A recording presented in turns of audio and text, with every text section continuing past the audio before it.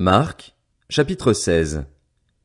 Lorsque le sabbat fut passé, Marie de Magdala, Marie la mère de Jacques et Salomé achetèrent des aromates afin d'aller embaumer Jésus. Le dimanche, elles se rendirent au tombeau de grand matin, au lever du soleil. Elles se disaient entre elles, « Qui nous roulera la pierre qui ferme l'entrée du tombeau ?» Mais quand elles levèrent les yeux, elles s'aperçurent que la pierre, qui était très grande, avait été roulée. Elles pénétrèrent dans le tombeau, virent un jeune homme assis à droite, habillé d'une robe blanche, et elles furent épouvantées. Il leur dit, « N'ayez pas peur.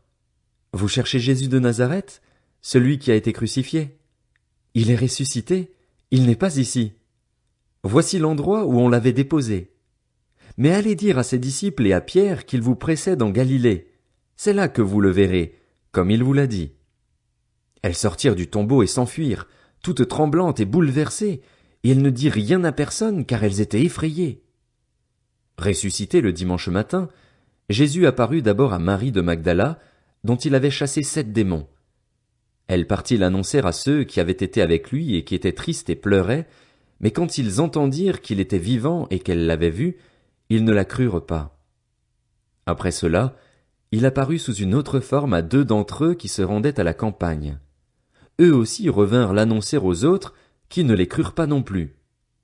Enfin, il apparut aux 11 pendant qu'ils étaient à table, et il leur reprocha leur incrédulité et la dureté de leur cœur, parce qu'ils n'avaient pas cru ceux qui l'avaient vu ressusciter. Puis il leur dit, « Allez dans le monde entier proclamer la bonne nouvelle à toute la création. Celui qui croira et qui sera baptisé sera sauvé, mais celui qui ne croira pas sera condamné. Voici les signes qui accompagneront ceux qui auront cru.